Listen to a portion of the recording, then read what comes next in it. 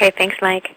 Hello, everyone. Welcome. I'm Elsa Huck from Heritage Preservation, and we're so glad you're joining us today.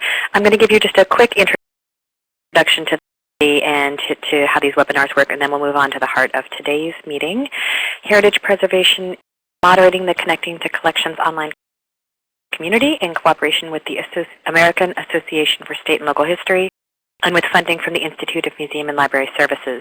This site is designed and produced by Learning Times. The goal of the online community is to help smaller museums, libraries, archives, and historical societies locate reliable preservation resources and network with their colleagues. In developing the community, we have drawn on many resources that were developed for the Connecting to Collections initiative, including the bookshelf and the Raising the Bar workshops and webinars, and we have links to all those resources filed under the topics menu on the site. That's at www.connectingtocollections.org. And we will also file a recording of today's webinar there within this afternoon, tomorrow at some point. About twice a month, the C2CC online community is particularly helpful preservation resource and hosts a webinar related to it. The resources we provided for today's webinar can be accessed by clicking this photo on our homepage. So today I am very pleased to welcome our expert, Stevan Layne, the founding director of the International Foundation for Cultural Property Protection, and also the principal consultant at Layne Consultants International. Stevan, thank you so much for joining us. Would you tell us a little bit about yourself, please? All right, thank you, Elsa. As you mentioned, I'm the CEO of Layne Consultants, and we're an independent consulting firm specializing in the protection of cultural institutions. The International Foundation for Cultural Property Protection works to promote research and education and networking throughout the cultural property community and provides a number of training programs for management and security officers and others involved in taking care of collections. Also the author of the Cultural Property Protection Manual, former police chief, public safety director, and spent a considerable amount of time with cultural institutions throughout the U.S. and abroad. Excellent. Thank you so much. To start us off, we're going to bring over a couple poll questions so we can give Steve an idea of who is joining us here today. Click that off. Okay. So I'm just going to pull these over and fit as many of them as I can on our screen at once so we can get through them and start talking.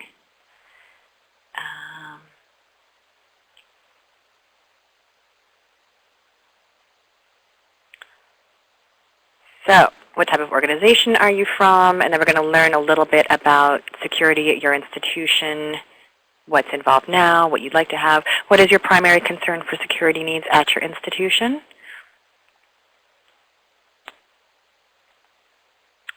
Okay, so collapse poll number one, we see there 60% of our people are joining us here from a museum.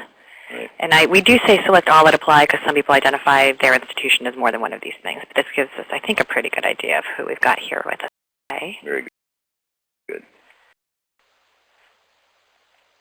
Here comes number three.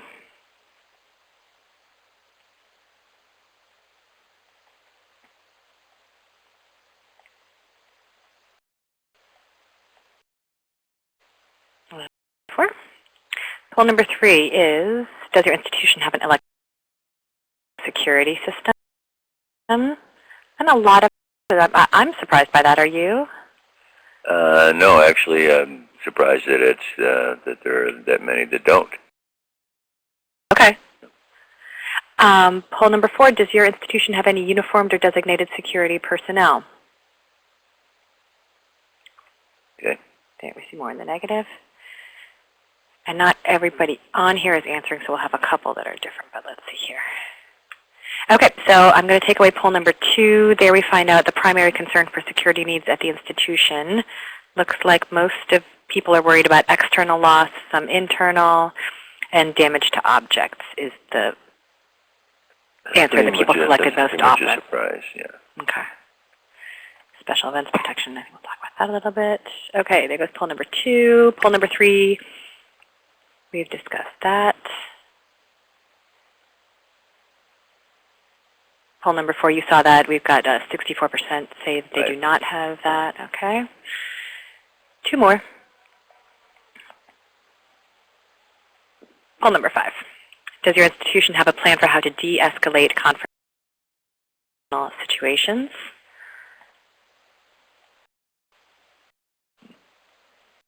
And our last one, does your institution perform pre-employment screening of staff members and or volunteers? We wanted you to select one there, so we gave you some pretty specific options. Now, it looks like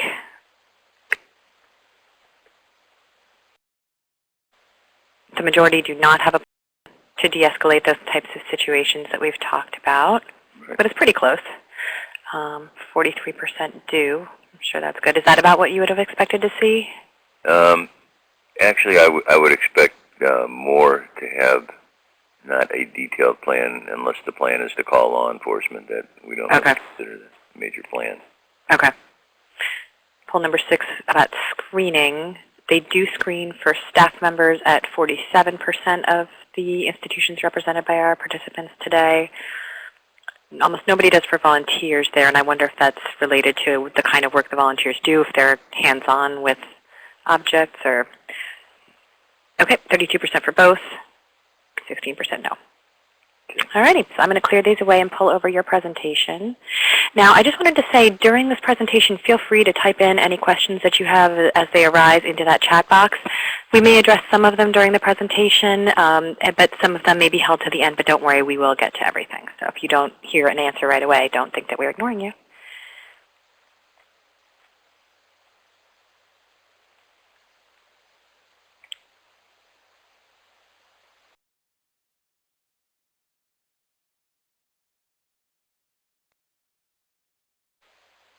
Okay, there we go, Steve. Here we go. Great. Ready to go? I think we are. Great. Thank you, Elsa. I wanted to make one point as we get started, and that is to tell you that this is not to be intended to be legal advice in any manner. You're from different country. You have different statutes. You have different local laws. Your lawyer needs to be comfortable with the position that you take in any one of the policies or procedures pick up from here. So our recommendation is, if you feel like you want to change something based on seeing here, please talk to your lawyer about it and make sure that they're comfortable with it. They're the ones who support with you if you have to do so. And please don't accept any of this, what you hear today, as legal advice. So we're going to talk about things in terms of threat levels, and we didn't have the question in the poll questions, but the greatest threat is definitely fire, and I listed the greatest threat as fire 3 times in a row because it weighs everything else in terms of external threat and internal threats, and all the other things you hear about. Fires happen daily in cultural properties, including museums and libraries and historic sites and all the others. And in fact, we had a couple this last week that were fairly spectacular. You have to think about what you are in the job of protecting, about what you have to think about in terms of material, in terms of personnel, in terms of what your long-term and short-term goals are. So I wanted to make sure that we identified the threats. I was surprised in the polls to see that external theft and damage of objects took so high a listing, when even though fire is the greatest threat to all cultural institutions, over 90% of losses come from inside, whether it's a present employee, a former employee, a friend, or a relative of an employee.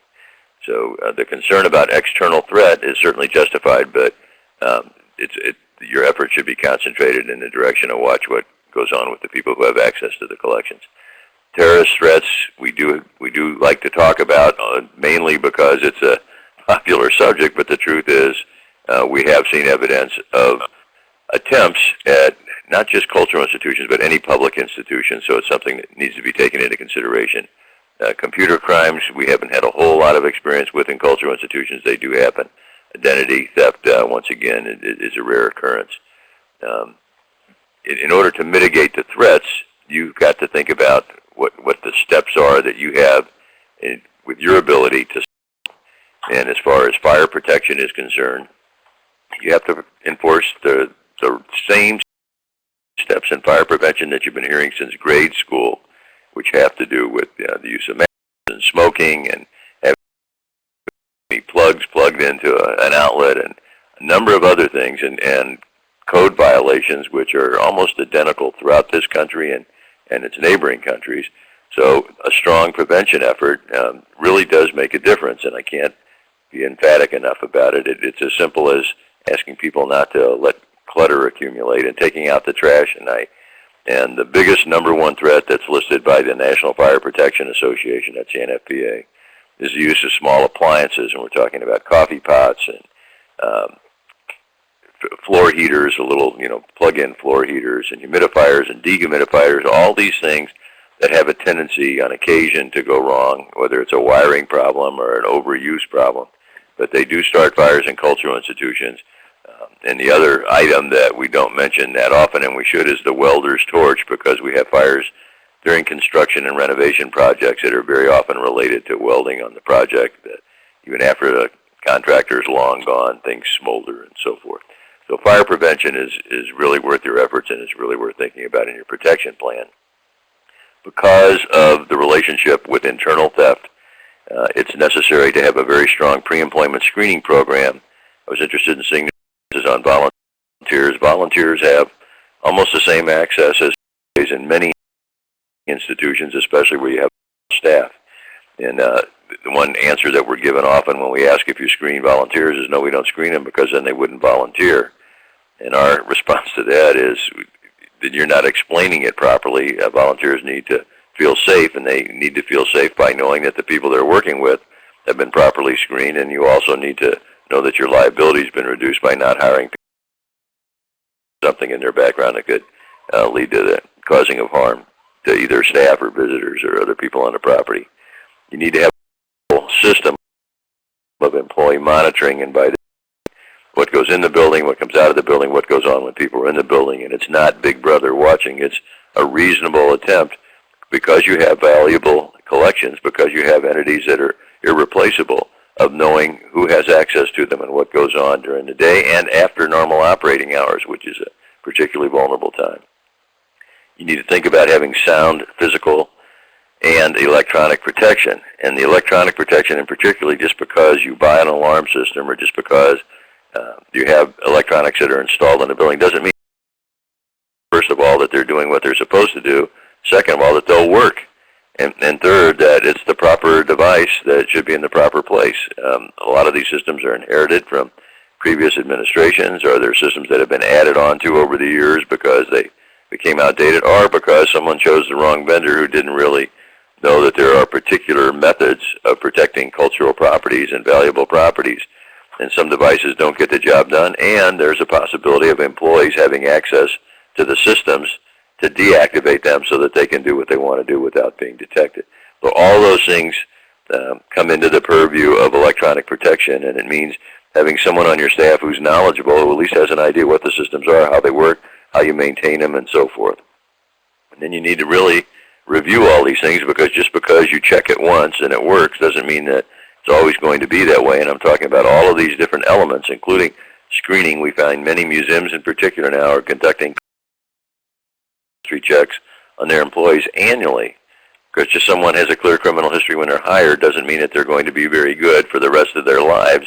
And people do get involved in crime that might lead to them causing a problem within the institution. So that's a consideration that you may want to make.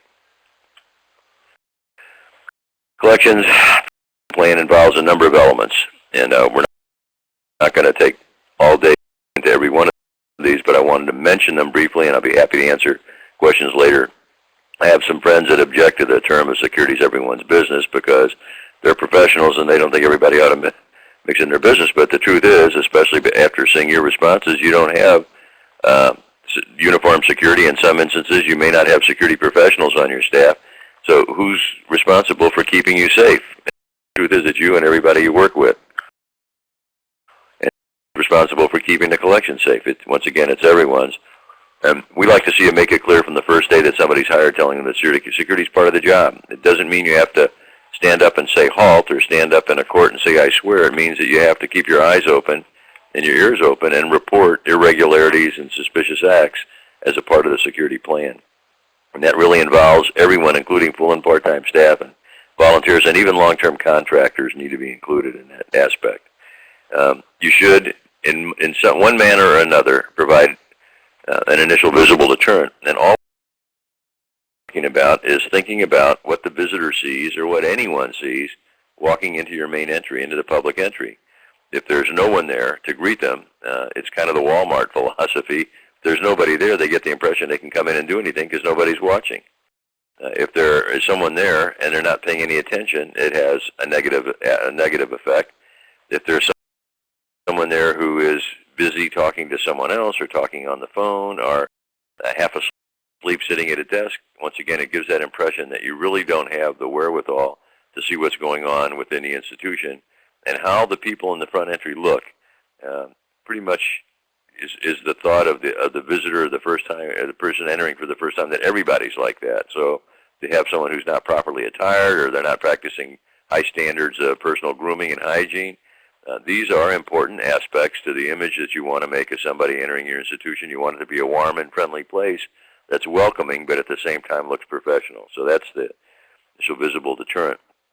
Certain barriers are necessary, if nothing else, than to control the traffic and how it enters the property and how it enters the areas that you do have to control for protection of the collections and protection of the people working within the building.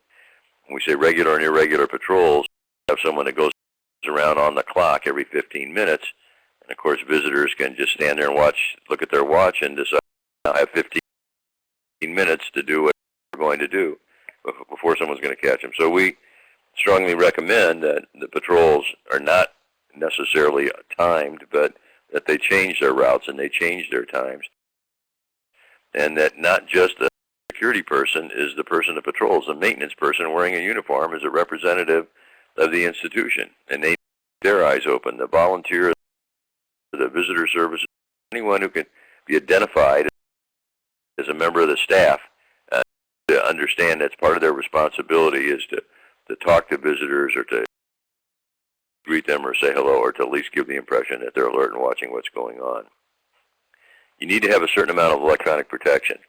I'm sure that there are certain facilities that make it difficult, particularly remote facilities where there's no electricity or there may be no telephone service, but there are devices that have been manufactured that are able to operate, including solar-operated devices, to give you the capability of, at the very least, having something in the form of fire detection, smoke detection, to send a signal to let someone know there's a problem at that location. I have visited some that are so far remote and so far removed that they couldn't get a response in the middle of a winter because of snow accumulation, and that's understandable. But for the most types of facilities, you should be able to have some type of protection unless you have someone standing there 24 hours a day, wide awake, 7 days a week, watching everything that goes on. You need to have the assistance of some type of electronic protection. It's not a guarantee, but it's a tool in your inventory. As much as electronic protection helps and staff members who are alert, you need to have policies and procedures for them to follow. And I say I got a typo. Also, I hope you noticed that on policies. I apologize for that. It says polices, but it's policies. And this simply means that you cannot expect a staff member or anyone to enforce something that doesn't exist. And you can't expect a visitor or someone else on the property to go along with something that you request them to do unless you can say that this is a published policy that we enforce on everyone, that we're not picking on you, or it's not a personal confrontation. It's simply a policy that we follow here for the protection of people or for the protection of collections. So that means it's necessary to have a full list of policies and procedures and to use those that are reasonable and can be properly accepted by the public. And then you also need to have checks and balances on the system to make sure that those things that you are enforcing are working and that those people that are supposed to be doing their jobs are doing their jobs and so forth. And this is a constant problem. You can't just hire a security company or individuals to work in the security position, or anyone for that matter, and expect them to do everything that you want them to do without telling them that it's a part of their job and showing them how to do it and properly training them, monitoring them in the daily performance of their jobs, and then letting them know what they're doing right and doing wrong. And it's a constant need, and that's part of the system of checks and balances. As I mentioned, fire protection is a major concern, and I wanted to provide some easy checklists for you, and it starts out with actually having a checklist everybody does their job in a different manner. It's very difficult to expect two people to do something in the same manner. And closing the building, particularly in those areas that we were talking about earlier about coffee pots being left plugged in and small appliances, you need to have some assurance that it's checked, at least in certain areas, the same way every day. And a checklist does that, but it needs to be a checklist that requires someone to sign off on each area. As I check this particular area at this particular time. There are electronic means to guarantee that you use the proper closing procedures. They're called electronic guard tour services. There's a large variety of those available on the market. And these are where someone carries a scanner with them and scans a designated station to see that they've checked it at a certain time. They can also indicate whether there was a light out or water running or what have you. But a strong closing checklist, strong closing procedures are really necessary to help us. The patrol portion of closing down the building is the strongest deterrent to preventing fire, more so than smoke detectors, more so than sprinklers. A person is going to see a condition that exists long before a device will. You need to be in code compliance with the local codes and the national codes, as I mentioned earlier. And the primary code requirements are that your exit signs are well lighted, that there are marked exit routes, and that exit routes are kept clear. And museums in particular, where a lot of materials are received through a loading area, and you have a lot of accumulated storage of boxes and cartons and shipping crates and so forth, it's very common for those exit routes to get even partially blocked, and that is a fire code violation. And of course, if it's dark and the building's filled with smoke, that could impede somebody from reaching an exit. So it's something that's important that needs to be looked at on a regular basis. We recommend that you take the extinguishers that you use within your building and you train the entire staff on how to use them. Usually if you call the local fire department, they'll come out and do that for you. They'll start a small fire in your parking lot in a metal container and show you how to use your extinguishers. If you don't, people not only don't know how to use the extinguishers, in some cases they don't even know how to remove them from their mountings. And it's a fairly simple procedure. And somebody using an extinguisher is not going to put out a fire that saves the whole building. They may stop a fire from spreading. They may assist in giving you time to evacuate, but it's a necessary part of the procedure, and you should take advantage of it because it's something that actually could stop the fire from spreading immediately. Disconnecting the appliances, I mentioned. Flammables are present in just about every cultural property because you use them for cleaning. There are things that are in the cleaning fluids. All you have to do is look at the can. It'll say whether it's flammable. If you have lawnmowers or snow blowers or any other kind of outside equipment, they operate on gas. And not a lot of people store their gas on the outside of the building. There are specific containers that are vented for storing gasoline and for flammables. And all these products should be stored in those containers. It's not happening. So that's something you need to be aware of and try to make some suitable arrangement, a reasonable arrangement for storing these things separately because they're great fire enhancers in some cases. Start the fire through spontaneous combustion. Also, as I mentioned, clutter and trash should be taken out daily. And understand that, it may be a budgetary item on whether or not you have people available to do that, but trash allowed to accumulate within a building, once again, it's a fire enhancer and something that you need to take into consideration in the protection of the collection.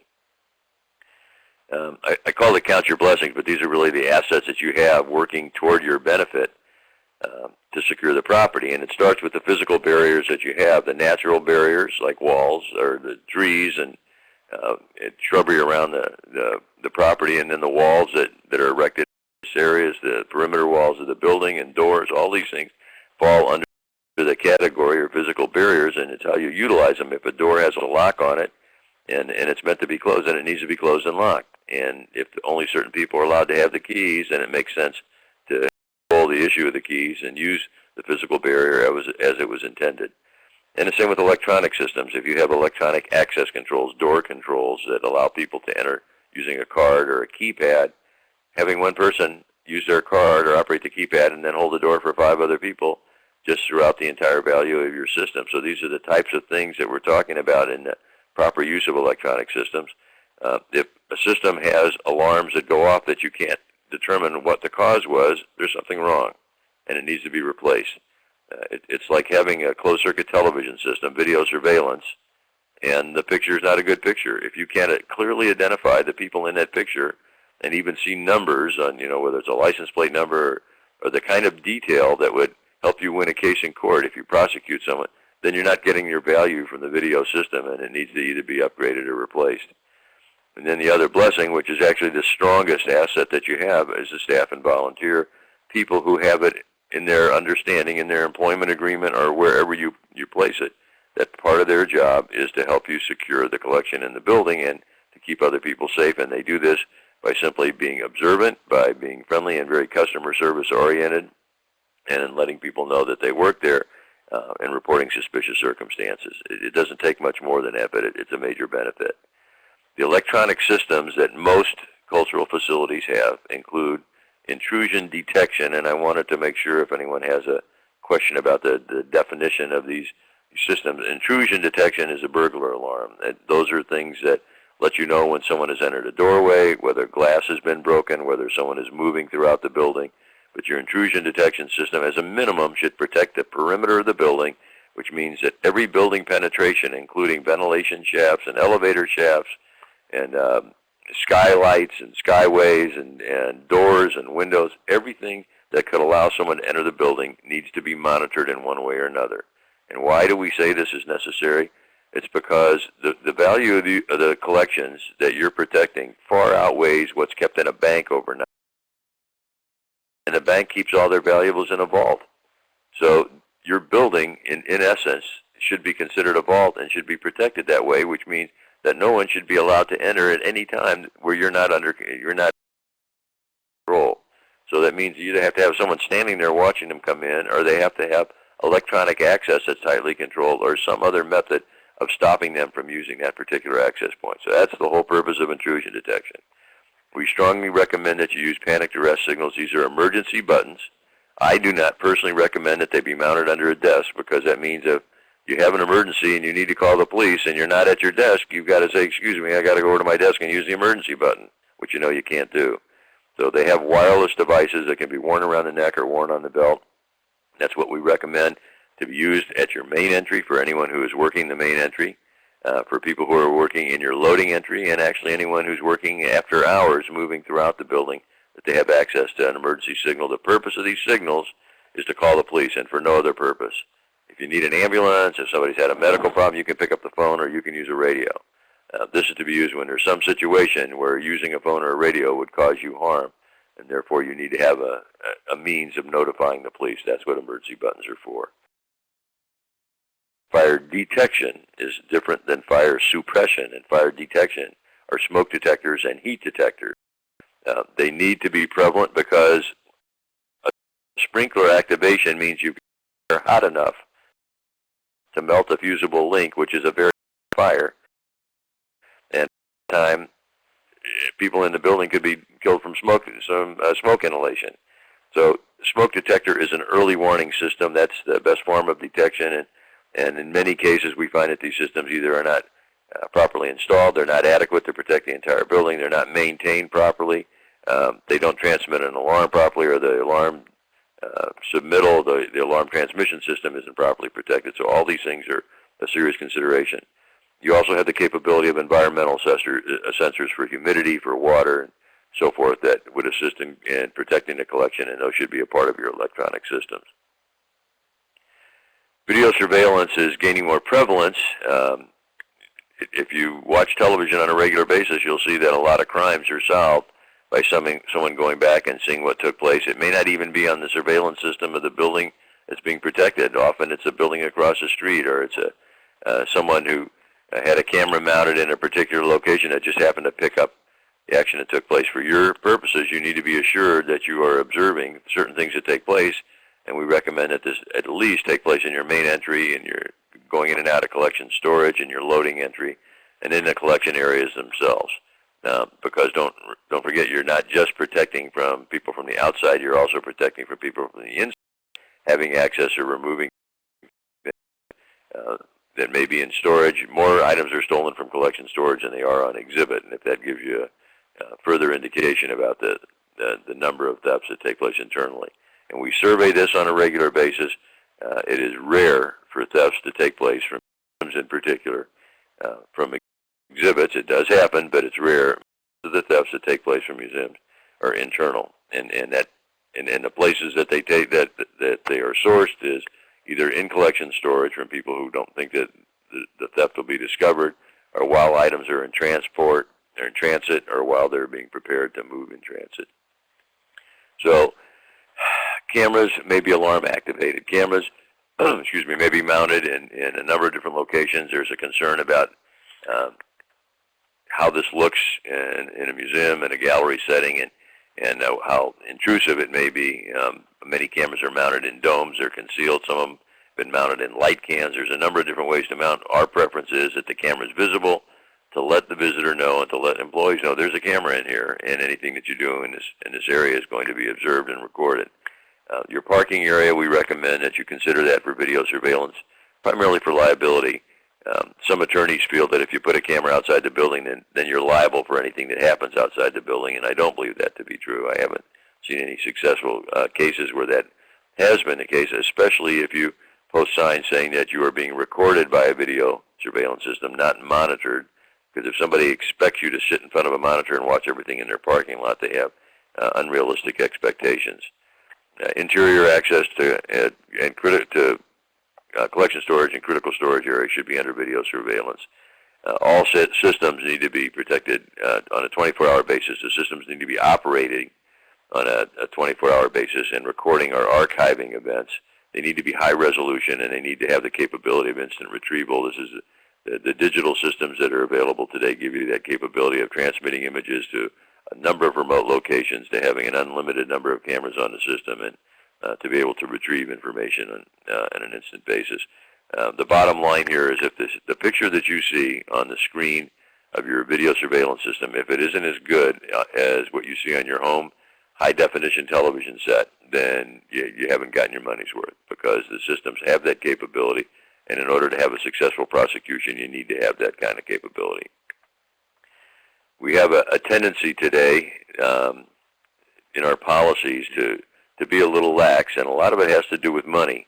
And in that regard, the picture shows a kid fighting a tank. I kind of feel like that's the gist of the battle, because a lot of facilities are making do what's in place and don't have the money to replace it, or to upgrade, or to use additional staffing to protect different areas that should be protected. We have a tendency to reduce training.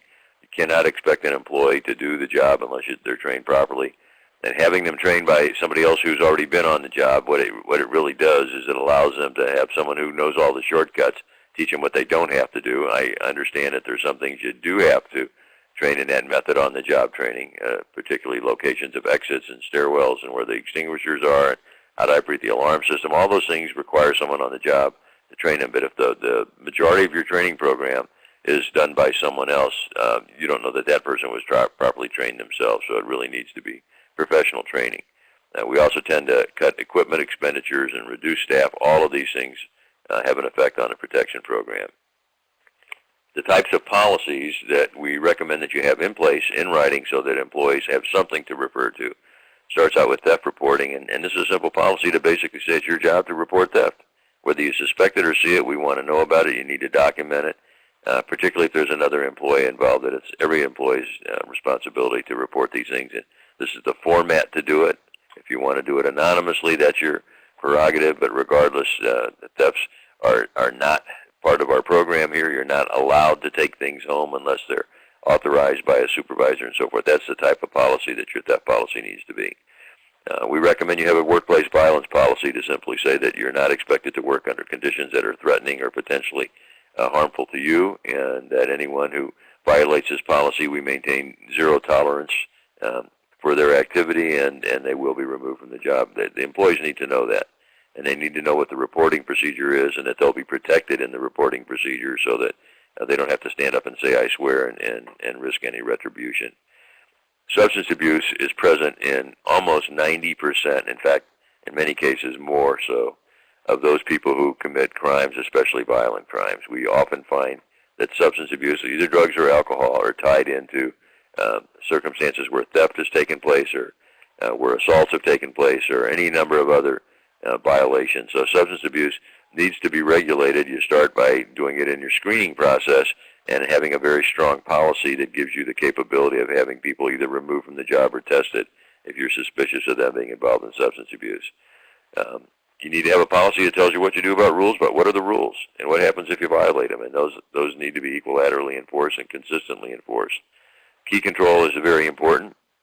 because it doesn't do any good to lock things up or have systems, alarm systems or anything else if anyone can have a key or anyone can have access. And all you have to do when you want to think about these things is take a walk around your building at any given time and see where people have left their keys on their desk or left the key in a lock or left the key laying somewhere, or that the key box itself is left open with all the keys hanging in it where anybody can walk by and pick it up. We do this on a regular basis, and I know that it's not done just for our benefit. That's the way things are.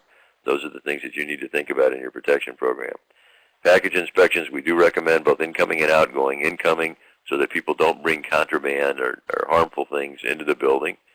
It's reasonable to do that at your main entry. It doesn't have to be a tedious search. It doesn't have to be an airline type of search. It has to be the type of search that restricts the items that may be harmful to the collection being brought in and gives you a reasonable opportunity to look inside of containers and see what people are bringing in. By the same token, you should do a more detailed inspection going out, not of the public, but the staff taking things out of the building, particularly contractors, during construction periods to see what's in toolboxes and to see what's going out of the building, whether or not it has the proper authorization to be taken. You need to have a strong evacuation policy, and the bottom line here is when you conduct an evacuation, whether it's a drill or the real thing, it should be mandatory for your staff to leave the building. During a practice evacuation, it's a major consideration because people who say they're too busy and don't want to go during a drill, those are the people that think it's a drill when the real thing happens, and that risks the life of an emergency responder to have to go in and get them out. So we feel that the top authority in your organization needs to say when we hold a drill or practice evacuation, you will go. And by the same token, if you hold a real evacuation because of an emergency, the ruling should be that the building's closed, and if you refuse to leave, you're now a trespasser and you will be arrested. So those are real strong considerations, but they need to be controlled by policies that you have in place. Most effective tool that you have in your protection plan, as I mentioned, that's the staff. It's letting everyone know exactly what their responsibility is and how they're to go about assisting in protection of the building. Your staff and others need to know who's in charge every day. And we're not talking about the director. We're not talking about the business manager or the security manager. We're talking about the person who is the ultimate authority in your organization to determine what's going to be done, particularly in an emergency.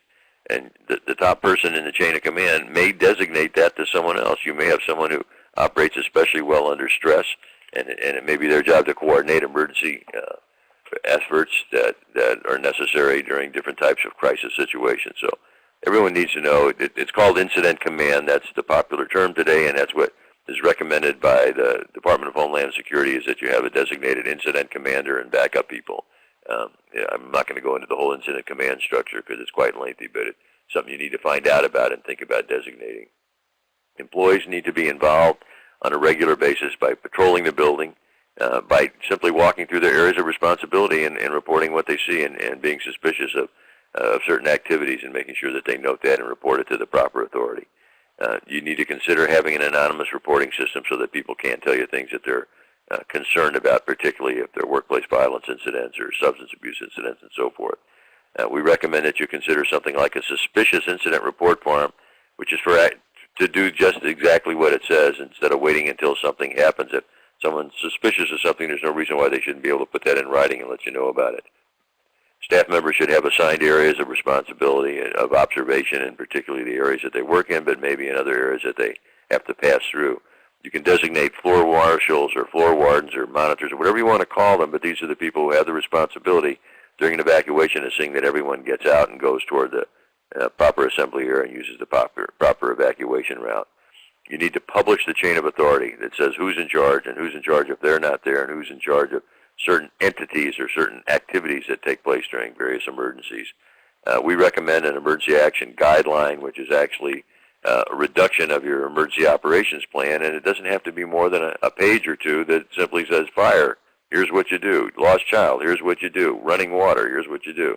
A very simple statement, because the person that sees the emergency may not have a clue, and they only know to pick up the phone and call, and the phone lines may be out. So there are a number of different steps that can be taken, and that's what the purpose of this guideline. You need to coordinate all of these things that I'm talking about, and you can't just publish it and put it in a book. It'll stay on the bookshelf, and when the smoke starts filling the room, it's too late. So you really need to take all of these things we're talking about and go through them step by step in a live training exercise so that everyone understands what their responsibility is and how they're to get it done. Anonymous reporting is not that difficult to do. It really means that you have open lines of communication to the top authority in your organization. It should eliminate fears of retribution or labeling. It should go to the highest authority available, and it should require an immediate investigation or follow-up and accurate documentation. And one small tip I'll give here is if you don't want to pay a commercial service to provide an 800 number, if you don't have some means that you can encourage people to report anonymously, call Crime Stoppers. The Crime Stopper chapter in most areas.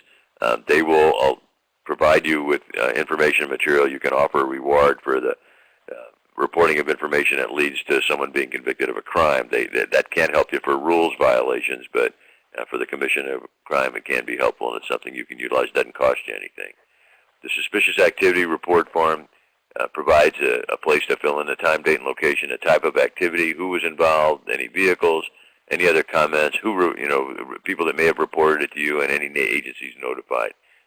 It's a simple form that you can make up yourself, or you can get them from other locations. Assigned areas of responsibility should include all exterior access doors, interior access doors, any unidentified objects or containers that are found in the area. That's something that all staff members should note at any given time. Reporting suspicious activity, checking storage areas, lounge areas, utility areas, all of those fall under that assigned area of responsibility. The floor marshals and wardens are actually the line of authority that is the in-charge person for that particular area, and especially if that area becomes isolated because of a fire or some other condition like a natural disaster. They should conduct briefings on a regular basis and share information throughout their department or their assigned area so that people know what's going on. They assist in the conduct of a physical evacuation exercise, and they provide accurate documentation as to the conduct of the exercise. Back to that term of incident command, it's the published chain of authority. That individual who is in charge every day needs to have direct access to emergency contact lists, up-to-date communication numbers, where to call for different things that may be necessary during an emergency. Who is on that list? What's the evacuation plan?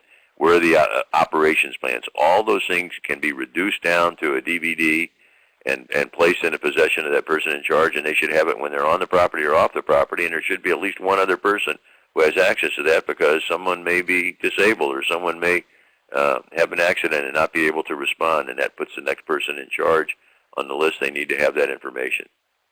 This is really critical, and if you've talked to anyone who's been involved in any major incident, they'll tell you it was critical that they had that information available to them right now.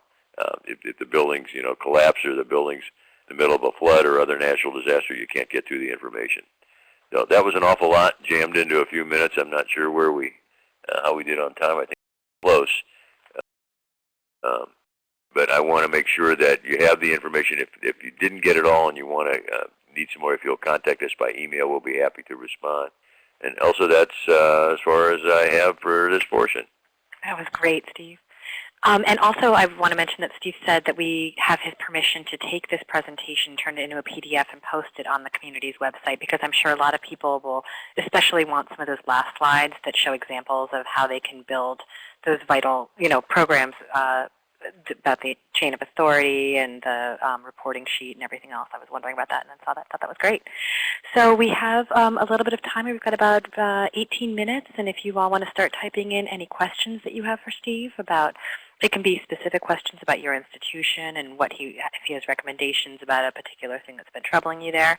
I see a couple people are starting to type in, and I'm going to leave this page up with your contact information, I think. But if anybody wants to see anything else, I can go back. I'll also mention here we've had a webinar on working with emergency responders. That's video. It's recorded, and we've got it available in the archives. So people may, if they want to delve deeper into that idea, it caught my attention talking about having the fire department come out and start a little fire and show everybody how to use the fire extinguishers, and just to make sure everybody was on the same page with that. Okay, looks like we've got some questions coming in. Let me start here. Anna Scott in Colorado, hi Anna, says, any good places to get a standard incident form or suspicious activity form to work from? I don't know. Are there samples, or is that slide you had, or? They can get them through the IFCPP. They can't. Okay. There's a whole policy packet actually that has a number of different things that are available for individual ones. Those are usually sent without any cost. If it's a bunch, the packet has a charge on it. I would talk to other cultural properties, particularly large museums, and if they're an IFCPP member, they have these in their inventory. If you can't find any, if you let me know by email, we'll help you out. Okay, great, thanks. It looks like our next two questions are about management buy-in. The first from D. Stubbs Lee, saying, how do I get management buy-in to enforce use of the code check? Let's address that one first. They're kind of different. That's a good one. You threw me with the first one. Really, I guess you have to talk about what your liability is, and letting people take coats with them, and being able to conceal items, and also in your liability in what happens if they lose their outer garments, if they just leave them, if they just put them in a coat check and it's not a manned coat check. So I don't know any way to really convince management other than to tell them that you are liable for property that, or you may be held liable for property that's left or taken while they're on your property, and that having coats that are not checked also can cause damage to collections by people not, they're bulky and people don't really see if they're carrying something, if it bumps up against artwork and so forth. I'm sorry, I can't be any more clear than that. I got to think about that one for a while. Okay. Erica Blumenfeld in New York says, I think the hardest part is to make the make the organization take this seriously in terms of continual training and updating. So what's your advice about that? I was thinking about that too, because it's so much time invested in running these exercises. What's your advice for that? All of these things aren't published, but a lot of them are. And if you Google art theft and you Google incidents involving security in a museum or in a historic setting or in a cultural property or fires in museums or whatever, all the statistics come up. And I don't know anything that's more convincing than to show someone, here's what other people are suffering, and call them and ask them. We sent out a survey to every member institution that we could find about where their last thefts took place. We did this last year, and 100% of those respondents came back and said they were all internal. 100% of them. And that should be able to get somebody's attention. The American Association of Museums doesn't give it that much attention. Even in their newsletters, they've brought it up on occasion when they thought it was unusual that a curator stole or that a registrar stole or whatever. So there are organizations that can help you. I'm not trying to push the IFCPP, but it is a networking and educational resource, and it doesn't cost anything for the information. The other organizations are the Museum Association Security Committee for the AAM, and then there's a Cultural Properties Committee for the American, ASIS International, used to stand for American Society for Industrial Security. So if you want to go through us and to get resources on who to talk to, but I don't know anything that speaks stronger to administrators than the loss of money, the bottom line, and it's very easy to show just by showing what's happened to other institutions. Okay, great. Next question from Lori Benson in Maine. Do you have any special thoughts for museums who are moving collections as far as, I guess, the security of those collections while they're in transit? And Absolutely, and I'm going to try to make it quick. The standard approach, if you're moving an entire collection, is to hire a local company to do the transport, and on occasion to get a contract guard service or someone that says that they can provide security. It's rare if you have a security professional in the organization. Registrars usually don't even talk to that individual when moves are concerned. We've just gotten done with 2 of the larger moves of artwork that have been conducted in the U.S. It needs to be handled by professionals. There are companies that specialize in this. They're very well presented, and it's very easy to get the information. But primarily, we recommend that you take a look at everything that has to do with the transport, which means making as few people aware of it as possible and moving it as quietly and unnoticeably as possible, and in making sure that you control both ends of the move and the times that the move takes place and so forth. There's so many elements that are involved, and the biggest factor, I think, is keeping it as quiet as possible and not letting many people know about it, particularly if you're moving the entire collection. If you're only moving a few pieces, you need to think about who are the people that are doing the escorts and what services are involved and so forth. The thefts that have taken place from transport happen just because of sloppy security and people not paying attention to who was involved. Okay. I can point, if you want to contact me online, I can point you towards registrars who have recently conducted some very large art moves, and they'd be happy to help you out in that regard. Oh, great. I'm sure that'd be useful. Dee Stepley said, thanks for the coat check answer. And also she has a question. She says, we have some collection storage areas in which staff, especially contract and students, work. Any advice? I'm assuming that means there's a computer and a phone set up in an area that's also storage. So what do you say about that? Yeah, well, first of all, you're letting people into the vault. And we hope you understand that, and that you restrict it as closely as possible. But it would be helpful to have video surveillance inside that area that they're working. It would be helpful. If you don't even have electronics for your collection storage, you should at the very least have a sign-in sheet that shows you who came in and who was with them and when they left and so forth. It's the honor system, but it's better than nothing. If you ask us to investigate a theft, we're going to start with asking you who had access and who was there on that particular day or who was the last one there. So all those things are important in controlling and in an investigation. And then, how your collections are stored and how the key control to collection storage cabinets are kept and so forth are all important. So we understand that you have to let people, even maintenance sometimes gets into collection storage, but restrict it as much as possible. Make sure that you have some means of identifying who was in there at any given time, and make sure that if you haven't done a background investigation on them, they don't go in. I understand that some people take visitors or guests in. That should be very tightly controlled by the escorts that are with them. Okay. Now, if someone was uncomfortable, this is just my thought, but if someone was uncomfortable with the idea of having a video camera on a workstation, essentially, would it be helpful to at least video the door? Well, at the very least, we like to see the access, from the outside, on who used the access card or who used the key or what have you. Mm-hmm. But in this day and age, you've got video cameras everywhere that you go. They're in your gas station when you go up to the counter. Mm-hmm. They're at your ATM. When you use that, there's a video camera right inside that ATM that's recording every move. You don't go into an airport without being under video observation at any place except for restrooms. So my answer to that is if you want to work in this environment where we have valuable collections, you have to be used to being video. Okay. Good point, though. Let's see. Oh, Anna Scott said, Erica, we do an annual training for staff and summer interns, which we include the emergency training. So I think that was the question of, okay, so I think she's saying if you have a regularly scheduled emergency yeah, it's better than not at all. Everybody says they do a fire drill once a year. They don't always include everyone. And then you got to wonder, what about the people that were sick that day or that were on vacation or whatever? Mm. So we like to see a training take place anytime that there's an incident.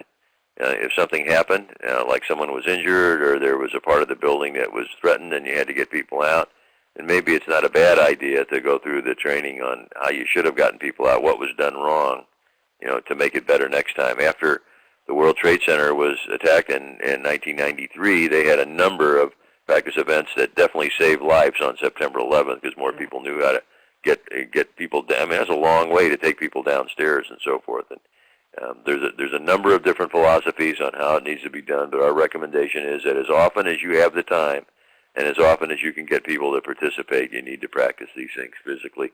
They recommend you can sit someone in a classroom and say this is how you do it. It has not even close to the effect that walking them through and having them putting their hands on something in their memory and retaining what their job is. And staff turnover too, I guess. All of those things. Yeah. You're never going to have 100% participation.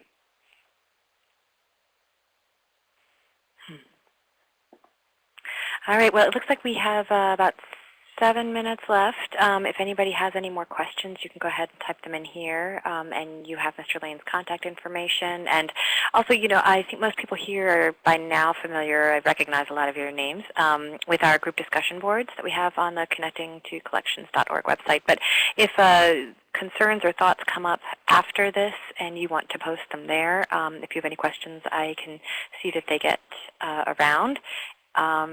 And we'll be posting the recording shortly, too, if that's something that you'd like to share with colleagues or management or anybody else at your institution. You think that could be helpful?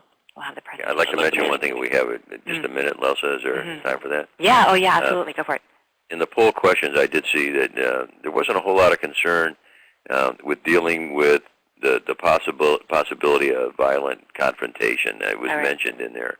But I have to tell you that this happens more frequently. If you watch the news, you see that these things do take place, and there really is little to no preparation in dealing with those events. I think the poll question said that about half the people do. I don't know if you're not providing some type of martial arts training or self-defense training for your entire staff. I don't know what your other preparation can be other than calling the police. However, there are methods of dealing in it. A lot of it has to do with the approach that the staff takes in the public relations or customer service type of approach. There is a system, and it's called MOAB, Management of Aggressive Behavior. It's been in existence for about 30 years throughout the U.S., and it's a training program for regular staff on how you avoid and de-escalate, how you recognize potential problems and de-escalate. And I strongly recommend that you take a look at something like that. If you need information on where that's available, we can also help you with that. I think that could be approaching an individual who entered the institution was behaving irrationally in a way that you thought was going to damage collections or the people there. Or yeah, how does a maintenance person respond to it? How does a visitor services person respond to a personal threat? If someone is either under the influence of alcohol or drugs and they've acted out of they're mentally unbalanced, and there have been some recent incidents that have taken place. They have not been well handled by the staff because no one told them how to or whether to expect it, and that's something for personal safety that we recommend the institution consider. And where would you recommend, DSW is asking, where could we point them toward the place where they could find more information on MOAB? Do you have that over there at the Yeah, we have that information. There are about 200 instructors who are certified throughout the United States to present that particular type of training through various organizations. And it's something that's becoming more prevalent. It's not a self-defense. It's not a fighting program. It's not a physical self-defense program. It's a combination of things that include the term that you've heard, verbal judo, how you approach people and how you recognize whether they're aggressive and anxious and what they may be likely to do and what you do about it. Okay. We have two more questions. I'm hoping we can get through them. Ann Miller is asking any suggestions for protecting exhibits in historic houses that are right out there in the open, no stanchions or anything separating the public from them. There's a number of different things that you can utilize. There's some, wireless electronics that'll show you if someone's getting too close, and all that does is sound an audible sound to let your staff members know to be in that area. But you can also use monofilament to tie things down. We recommend taking the accession number and putting it on the object itself, and also putting it on whatever it's mounted on, so that if something's removed, anyone passing by knows immediately that there's an item missing and what that item was by the accession number. But there are a number of other tricks, and there's so many different variables involved in living history, collections and so forth, that we'd really have to see what the collection was to be able to make that recommendation. Okay. We have a key control question from Katie Walker in Richmond, Virginia. How do you deal with institutions where maintenance crews have master keys? Limiting master keys is not an option, we've been told. Yeah. Somebody has to have a key, and obviously it's the people that need to have access in an emergency, which may include the maintenance people or even contractors on some occasion. And what you can do is to make sure that those areas that you're particularly concerned about, like collection storage, that they're under video surveillance. The screening practices for screening the maintenance people needs to be absolute, and I would consider that for renewing on an annual basis, and also having the capability of having other employees report when they see suspicious activity, or maybe someone from maintenance or whoever that's in an area at a time that they shouldn't be. It also has to do with your policies regarding visitors. Can maintenance people bring their families on the property? We see that very often. That cleaning crews will sometimes have their families come with them at night, or other visitors come with them at night, and that should be precluded by a policy that's strictly enforced. So there's a number of different methods in tightening it up, and it doesn't mean that they can't have keys. They've got to have keys to go to work. You can also consider an electronic access system, which will tell you exactly what time different doors were open and closed, and it doesn't have to be part of a major access control system. You can have doors that are independently recording that information, but it really is best handled by electronic management system. Those are access controls. Okay. I'm going to pull over a link for an evaluation. This is a very brief evaluation. I have a variation of it that I post at the end of every one of these webinars, but we pay very close attention to your responses to these. We ask for an evaluation of how you think this webinar went, but also for your suggestions for future ones. And we're always looking for new topics, and we want to make sure that we're tailoring these things to be useful to our participants in our community. So if you have a couple minutes just to fill that in, it doesn't take a long time, and we really appreciate it. All right. Well, I think that we are at our time. Let me see. I just think that I needed to tell people about our next webinars. We have Wendy Clark, a museum specialist at the National Endowment for the Arts, joining us on Wednesday, June 6th. That's in 2 weeks, to talk about how to submit an artworks grant to the NEA for collections, care, and conservation. The deadline for that grant is, I don't know it off the top of my head, but it's in August, so it's particularly relevant to right now if you're thinking about submitting for one of those. We have a webinar on the care of plastics. That's on June 13th with Christine Fronert, who's a conservator of contemporary art, modern materials, and media, and Odile Madden, a research scientist at the Museum Conservation Institute at the Smithsonian. And our next webinar for the summer is on Tuesday, July 17th on wireless data loggers. That's following up on an earlier webinar we had on data loggers in general, and I think that was very useful to people, so I hope people will join us for that. Steven, thank you so much. That was a fantastic presentation. I know it was useful to our participants, and it will be useful to people going forward, too. I'll be posting that recording and letting everybody know that it's up within the next day. And Mike from Learning Times, thanks so much for all your help. And to our participants, thanks for the great questions and interactions and answers to the polls and everything else. I hope that everybody has a wonderful afternoon. Thank you, Steve. You bet. Thank you, Elsa. I appreciate it.